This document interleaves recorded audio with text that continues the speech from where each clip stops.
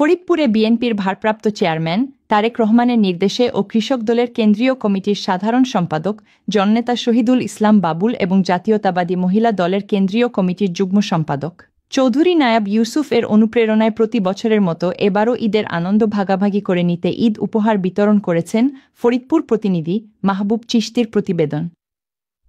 Romania প্রবাসী ব্যবসায়ী কৃষক দল কেন্দ্রীয় কমিটির সহসাংগঠনিক সম্পাদক মোহাম্মদ আব্দুল মান্নান খান শুক্রবার রাতে ফরিদপুর শহরের ভাজনডাঙ্গা এলাকার ঐতিহ্যবাহী খান বাড়িতে এলাকার 2 শতাধিক মানুষের মাঝে ঈদের নতুন কাপড়, শাড়ি, লুঙ্গি তুলে দেন মোহাম্মদ আব্দুল মান্নান খানের মমতাময়ী মা জরিনা খাতুন।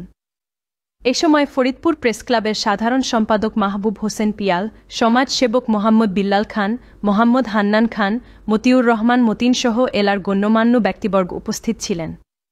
এর আগে বিএনপির চেয়ারপারসন বেগম খালেদা জিয়া সুস্থতা ও শহীদ প্রেসিডেন্ট জিয়াউর রহমানের রুহের মাগফিরাত কামনা করে দোয়া ও মোনাজাত করা হয়। দোয়া ও মোনাজাত পরিচালনা করেন বাইতুল মাওলা জামে মসজিদের ইমাম ও খতিব মাওলানা মোহাম্মদ শামীম হোসেন।